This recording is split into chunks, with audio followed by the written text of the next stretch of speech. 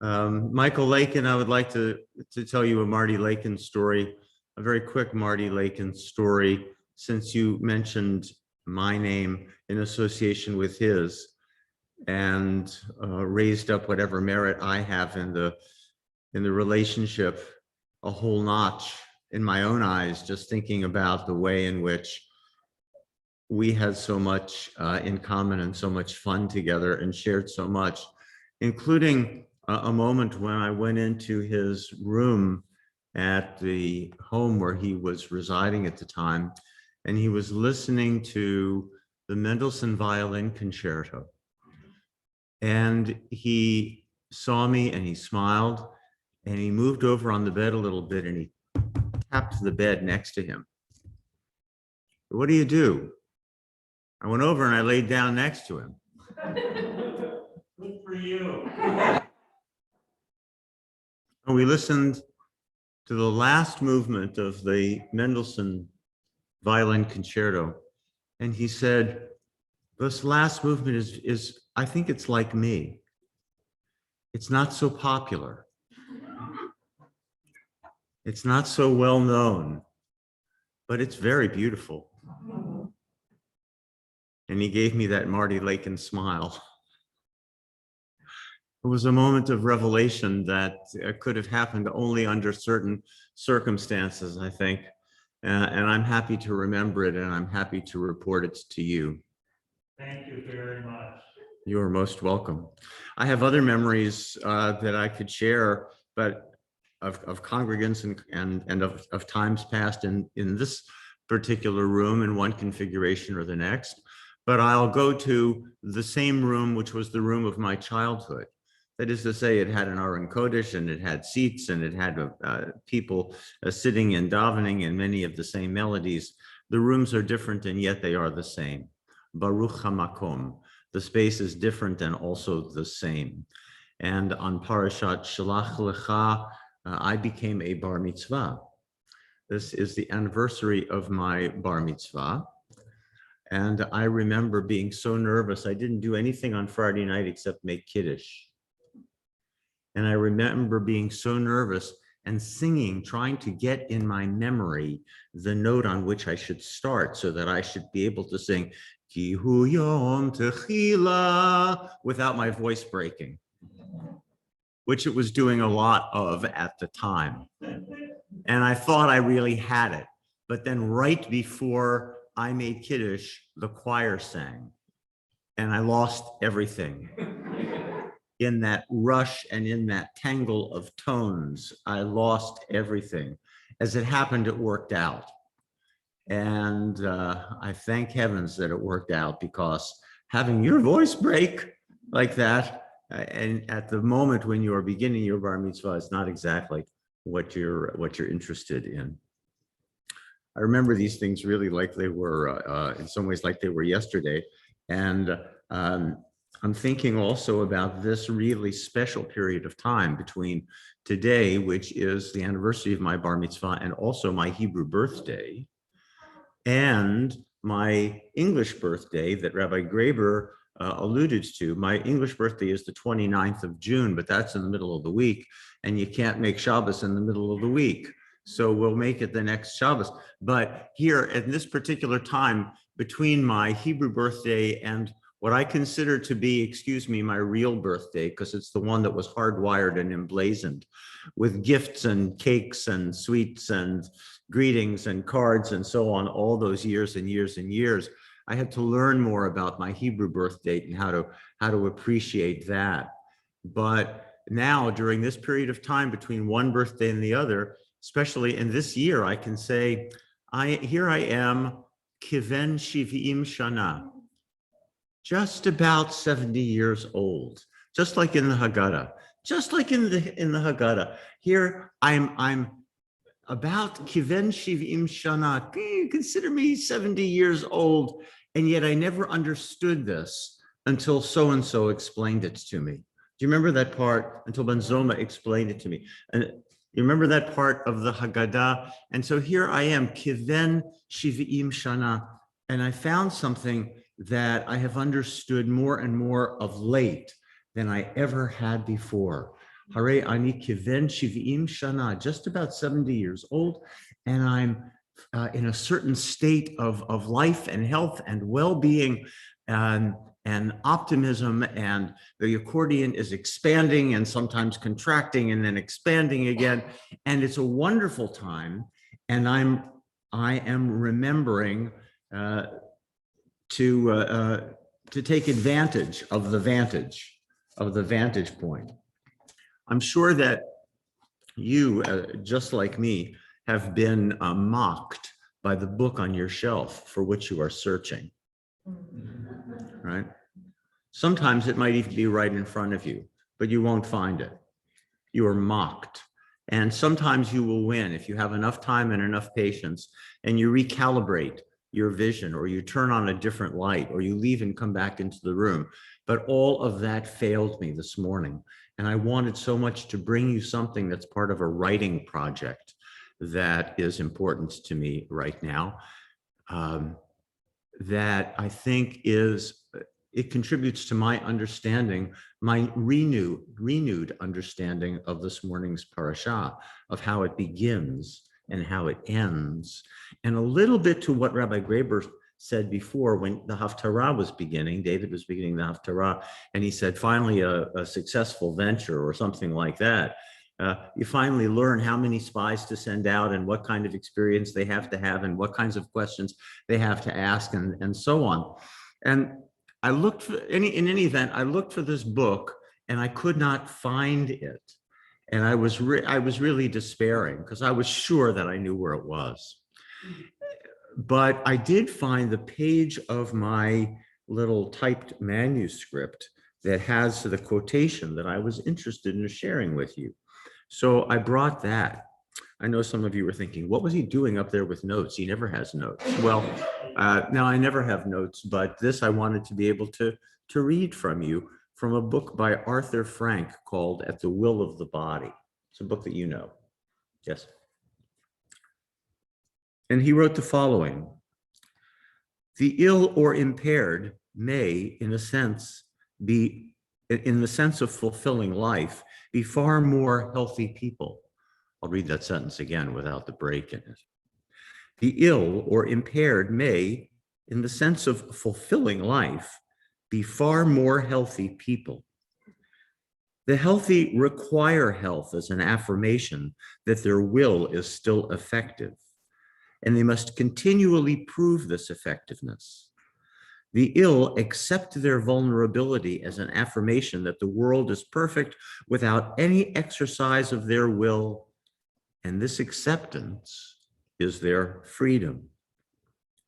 We are free only when we no longer require health, however much we may prefer it.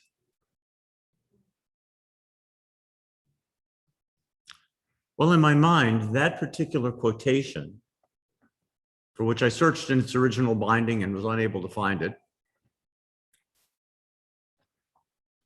has a great deal to do with this morning's parasha as I am reading it. That Moshe sends, who does he send? Who are these spies whom he sends? What's their credential?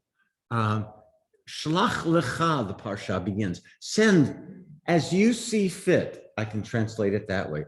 Shlach lecha. Send as you see fit people who will espy the land, who will spy it out, who will search it out, who will bring you the answers to questions that you seek, and who will go out and be your censors and will be your reporters and will be your collectors. And he chooses people who were born and who saw the sea split, who saw redemption, who have lived all of these years, according to the Midrash, or a Midrash, they've lived in the cloud that surrounds and provides the proper ambient temperature, mall temperature, you know, it's 72 degrees every day, all the time, in the middle of the desert. Ambient temperature is just right, the humidity is just right, their skin is just right, their clothes aren't getting dirty and they're not wearing out. And there's some Midrash that even says that they have shock absorbers, the clouds do, and that they are riding on clouds the entire time in the wilderness. And here, this perspective of a fairly modern teacher, the Nitivot Shalom, the Slonimer Rebbe, who says that these are the people that Moses chooses to send out.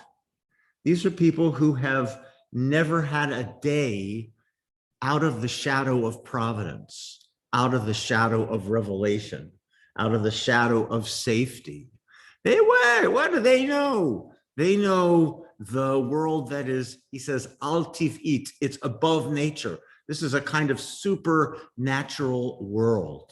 This is a world to which they feel entitled. And Moses selects people who feel entitled and plunges them into a world where they can no longer feel entitled. Now they really have to, grapple with things that they've never had to grapple with before. You start to see the connection. I'll read you this text again. And while I was reading the Slonimer Rebbe and I was thinking about what it meant to be sending out these particular people and what was the message that Moses was looking for, it occurred to me, this quotation flashed into my head, and I'm happy to share it with you, at least in part, once again. We are free only when we no longer require help, however much we may prefer it. What do those spies learn about actually being in the world? And how did they answer Moses' questions? What about that land? Is it chazak or is it rafeh? Is it strong or is it weak? Well, you get to be the judge of it. This is one of the things that I really love, is that I get to live my life out in public, in the presence and now the expanded presence of people whom I love and whom I have known. It seems like all of you I've known for a very long time, but although some of you it's really been a short time. And I have this cancer with which I live, and sometimes strong and sometimes weak, and always in the position of redefining what that means. What do you mean by strong? What do you mean by weak? What actually was Moses looking for? What kinds of answer could he possibly have expected from the people whom he sent to spy out the land? And what did they bring with them from their past that could contribute to their future? Was Moses expecting perhaps, or possibly, I'll ask you to think about it, was he expecting answers from the spiritual plane on which the Slonimer Rebbe says that they existed? Was he expecting to find those supernatural answers about perfect this and wonderful that and everything spoken in metaphor? Or was he really talking about, what was he really expecting to get? What was he really talking about when he sent those spies? What kinds of information did he collect? What did they bring from their past that contributed now to their future? We have the names of all of those spies. They're listed there in what amounts to the second paragraph of the parasha. And Rashi has not a word to say about it, about any of those names. And just at the other end of the arc of great commentaries that are inclusive, Robert Alter has nothing to say about it, about that section regarding the names. Nothing to say, their names, and they're not repeated. We don't know them. We don't know these characters. These are characters who were born in a cloud. But when I look at it and I think about how their past contributes to their future, I see that the first of the names is Shamua ben Zakur. Is this the tradition that is the child of memory, let's say? Is it possible? Now, every so often, there is a midrashic commentator who will take a turn at adding meaning to the names, but not consistently and not always. So if you're a Hebrew speaker or Hebrew speaker, you might want to look at those names, but the first of them has gotten my attention for a very long time, and I never knew why. But today, Hare Ani Kiven Shivim Shana, I know something a little bit more, and the Torah is a little bit different than it was the last time that I was here in this particular cycle, and way different from the first time when I was worried about my voice breaking. That's not a worry of mine anymore. I am strong when it comes to that. And if it breaks, I think I would be stronger in any event. And I wonder about the memory that gets carried by these spies into their exploration. And it arcs over, I would say, to the very end of the parasha, and that extraordinary once in a lifetime maftir that a child gets, you know. There is spying. Velo taturu, that's exactly the verb that's used at the beginning of the parasha, that Moses sends them out, latur et haaretz, to spy out the land. Lo taturu acharei levavchem ve'acharei einechem, at the end of the parasha. Don't go touring around, don't go spying around, following acharei levavchem ve'acharei einechem, after your hearts and after your eyes. Don't do it. That's not the kind of impression for which we're looking. I tell you this because I recognize the literary quality of it, and also because I can't make sense of it. And I'm not really trying to make sense of it. Many a parashan, many a darshan will say, well, Moses did it exactly with this intention in this particular way, and this is what it means and how you connect the beginning to the end.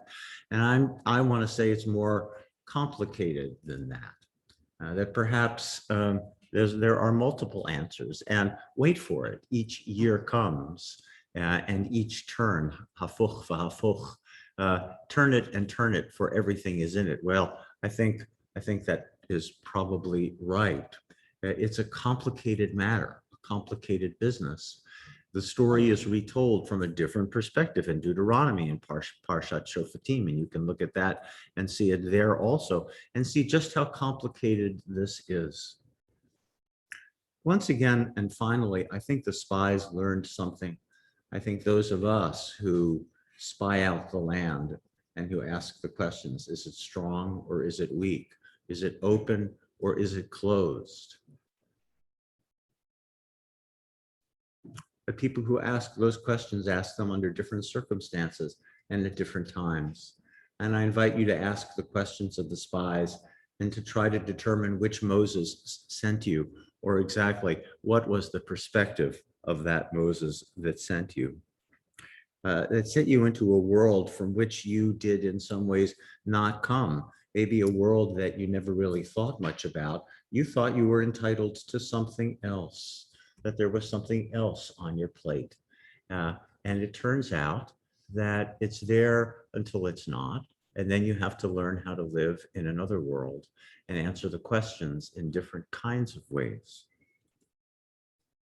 The ill or impaired may, in the sense of fulfilling life, be far more healthy people. The healthy require health as an affirmation that their will is still effective, and they must continually prove this effectiveness. The ill accept their vulnerability as an affirmation that the world is perfect without any exercise of their will, and this acceptance is their freedom. We are free only when we no longer require health, however much we may prefer it. Hooray, I need kiven shivim shana. I'm 70 years old, just about 70 years old. And I never understood or made some of these connections until Arthur Frank came along and helped me to do it. And you came along and gave me a moment to express it. Shabbat shalom. Shabbat shalom.